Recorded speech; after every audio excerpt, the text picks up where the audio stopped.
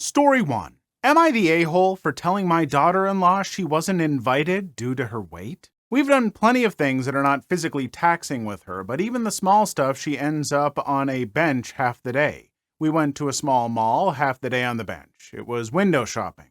She's obese, her ankles are swollen from her weight. The connection between her weight and not walking far without a break is very obvious. Post. I will try to keep this short. I have 3 girls, and we still like to do girl trips for the day. My son got married to a girl named Beth. Now, before her first kids, she was average weight, and after it got a lot worse. Her only kid is 8 years old at this point, and she hasn't lost weight. It's bad enough that she needs constant breaks walking. I used to like her, and now I don't due to how she acts. Everywhere we go with her is constantly complaining that she is tired. The last girl's trip to the mall was spent sitting on a bench half the day since she needed a constant break. If you try to leave, she'll go on about abandoning her. It's annoying. I invited the girls to go to a farm for a pumpkin patch and pick some apples. It has big orchards and a ton of walking. We had a great time and some pictures went on Facebook. I got a call from Beth asking why she wasn't invited. I lied, saying it was just a family trip, and she accused me of lying. I had enough and told her the truth. I told her she wasn't invited due to her weight,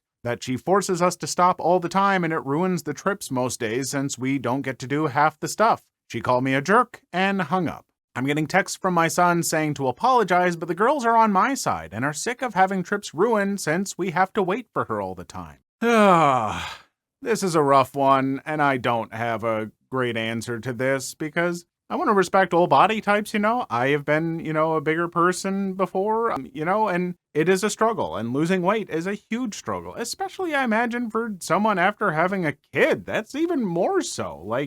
But, at the same time, yeah, if you have a day trip that's going to involve a ton of walking, and you don't think that she's going to enjoy it and is going to kind of slow down and hamper the trip, I can see why you wouldn't want to invite her, but at the same time, though, it's your daughter-in-law. Don't you want her to be a part of things? I don't know. It sounds like you might have other issues with her, too, that maybe could do with some talking and stuff like that. I don't know. I really don't have an answer for this one. But, yeah, it sounds like you've got some other issues with her, but I don't know. I really don't know what to say about this one. The folks in get in the comments. Let me know exactly where you stand on this, because I'm at a loss.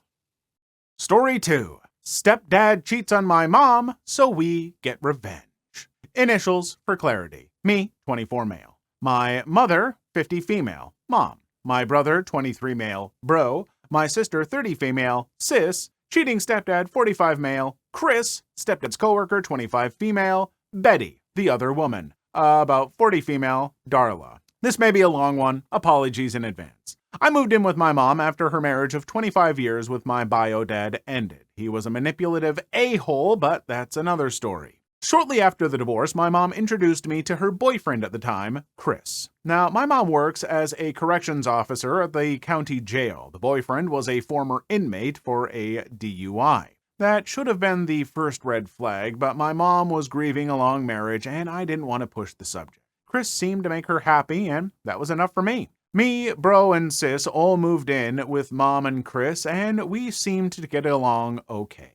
Chris and I bonded a bit over our love of video games, and all seemed well. That is, until 2017. Due to Chris's prior DUI, driving under the influence, he had to go in regularly for probationary checkups at the courthouse. One day he didn't return, and we got a little worried. Then we received a phone call from him from Texas. Turns out when he arrived at the courthouse that day, he was jumped by the FBI. His family from Texas was implicated in a number of gang and drug-related crimes, and due to a situation where he was in a vehicle during a drug handoff, he was on the hook as well. He ended up agreeing to testify against his family members in exchange for a shorter sentence and was allowed to be out of prison before the trial.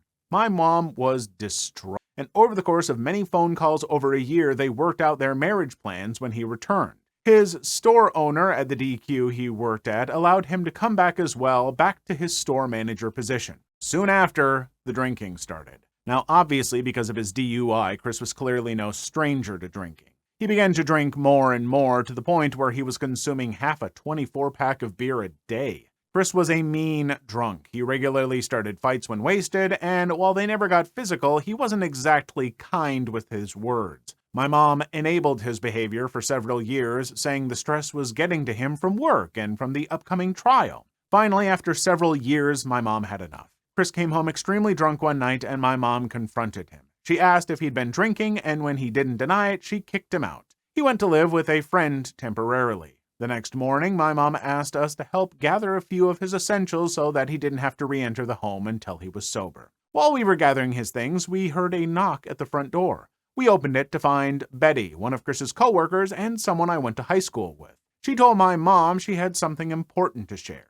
After sitting my mom down and telling her not to share where she got the info from, Betty told my mom about how Chris was cheating on my mom with Darla, how he regularly had Darla perform intimate acts in and around his workplace, how Betty had caught them, and how Chris had told her that if she ever told my mom, he'd fire her, he was the store manager, and finally, how Darla was pregnant. My mom was angry. After the initial shock wore off, she told us to round up all of Chris's things and to dump it outside. We took everything out of the house and tossed it all in the alley behind our house. Chris had no reason or ability to return to the house. It was rented with only my mom on the paperwork, so no issues there. In the meantime, she called and confronted him. He confessed to the entire affair and that he was happy Darla was pregnant because that meant he'd finally have a child of his own. Mom refused to have more kids. We three were massive strains on her body. She likely wouldn't survive anymore. He refused to apologize for any of his actions. My mom arranged for him to collect his items from the alley with an officer present, and he left our lives. The revenge. Now, my mom clearly wanted to dust her hands off him and move on. She was already quite emotional from the whole ordeal and wanted nothing more from him, but Sis Bro and I had other ideas. First, we called his workplace. DQ operates as an independently owned franchise, and the owner of this branch owned several branches in the area. He was also a good friend. We informed him of the lewd acts being performed on the premises, and he went to the process of getting Chris booted from his position and barred him from any of the branches in the area. Funnily, Betty got his position after he left and now runs a tight and clean ship. Chris no longer had a job or a place to live, and so went to live with Darla in a town about an hour away.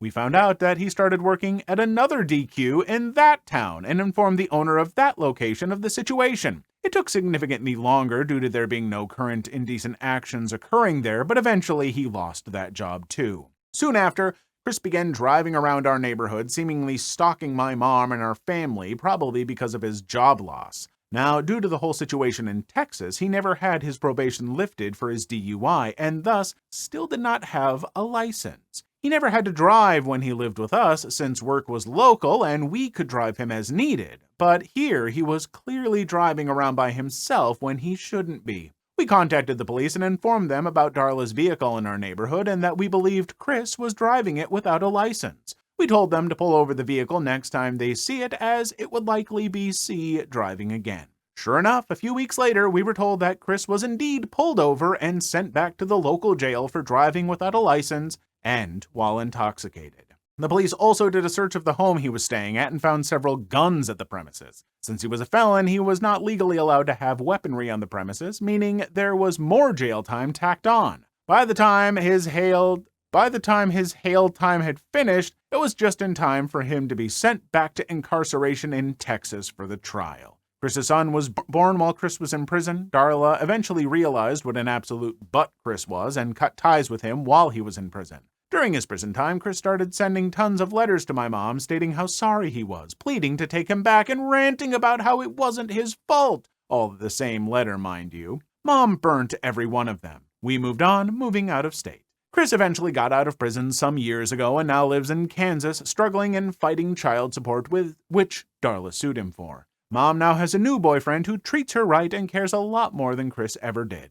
Bro and Sis moved on and out, and I still live with my mom, assisting her with the newly purchased home that we've been renovating. Life's looking okay. I was reminded of this by a chat with a coworker about cheaters and thought to post it here for others to enjoy. Woo, I've heard plenty of stories of cheaters getting just what they deserve and it, being some pretty harsh revenge, but I gotta say, losing your job and the woman that you cheated with and going to jail might be one of the harshest revenges I've heard about, and yet, Chris, you kinda earned it, buddy. You kinda effed up real bad. Like, good grief. Just, ugh. And the letters pleading, like, oh, it wasn't my fault, take me back. Like, really? Really, Chris? You're gonna just be pathetic at the end of all of this? It's like, no. Learn that you made a mistake. Don't try and, like, plead to get her back, because you have burned that bridge down entirely. You burned the bridge down and then started chipping away at the land on either side of the bridge just to make sure no bridges could ever be built again. You need to just take a real hard look at your life and the mistakes you've made, Chris, and just make actual genuine efforts to be a better person. That's all there is to it. And it's gonna be hard and take a lot of work because you dug yourself into such a hole. My gosh, like, cheaters are just always finding new ways to just sink to new lows. Story 3. Today I effed up by picking the wrong Halloween costume to match my wife. First, the obligatory "it wasn't today, it happened on this day in 2016, but my wife always reminds me every year." My wife is a Turkish Sunni Muslim. I was active duty in the US military, so that's the context. Just before Halloween 2016, my wife decided that she and I should be in theme that year.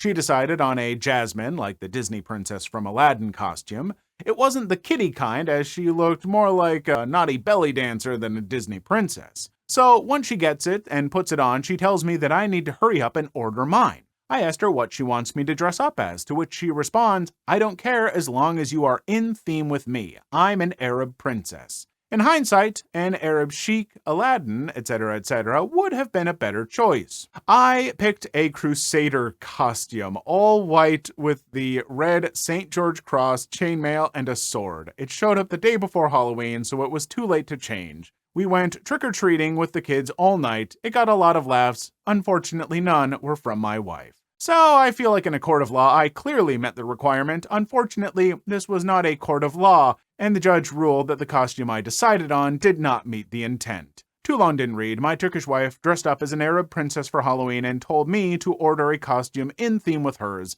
I picked a Crusader costume. You knew what you were doing. I mean, you 100% knew what you were doing. It's not like you didn't. You didn't honestly tell yourself, yeah, you know what, this is in theme, and she's going to appreciate this. No, you went, oh, so just so long as it's in theme, huh? And you're just seeing the loopholes in her language, just like, aren't I a mischievous little scamp? Like, clearly she at least has a sense of humor about it in the long term, bringing it up and giving you guff about it, which you absolutely deserve. Just really, just come on. I mean, it makes for a funny story, so I hope you're happy with yourself. But, oh my gosh. Some people, you're always looking to make everything a little joke, aren't you? Everything. I could do something fun and, actually honor the spirit of the law, but I'm instead going to honor the letter of the law. I mean, I will say this, folks who do this kind of stuff, you can be a little hit or miss, but boy, when you hit, it's very, very funny and makes for a great story. But